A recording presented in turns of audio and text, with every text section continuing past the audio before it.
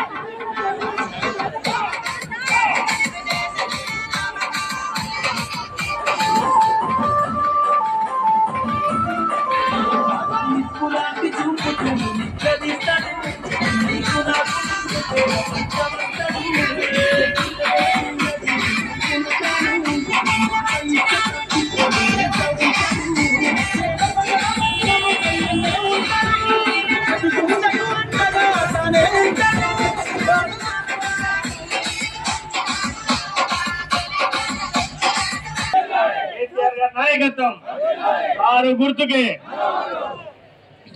మరి రోజు మొడకపల్లి road show కార్యక్రమానికి విచ్చేసిన పెద్దలు గౌరవనీయులు జహీరాబాద్ శాసనసభ్యులు మాణిక్రావు గారికి అట్లాగే జహీరాబాద్ నియోజకవర్గ ఇన్ఛార్జిగా పెద్దలు దేవి ప్రసాద్ గారికి గుండప్ప గారికి విజయన్న గారికి అట్లాగే సంజయ్ రెడ్డి గారికి విజయ్ కుమార్ గారికి నవీన్ గారికి సురేష్ గారికి రమేష్ గారికి ఆంజనేయులు గారికి అజయన్న గారికి గోపాల్ గారికి గారికి సాజమయ్య గారికి అందరికీ పేరు పేరున నా యొక్క నమస్కారాలు తెలియజేస్తాను। మొడంపల్లి మండల గ్రామ రైతుల మీద ప్రేమ లేదు, ప్రేమ ఉన్నది ఎవరికి? కేసీఆర్ ఒక్కరికే।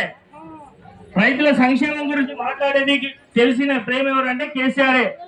మీ అందరికీ కేసీఆర్ పాలనలో ప్రతి కుటుంబానికి సంక్షేమ పథకాలు వచ్చినాయా లేదా మీ ఇంటింటికి? మరి ఇప్పుడు వస్తున్నాయి కాంగ్రెస్ పాలనలో, మరి వీళ్ళు ఎలగొట్టాలన్నా లేదా మనం?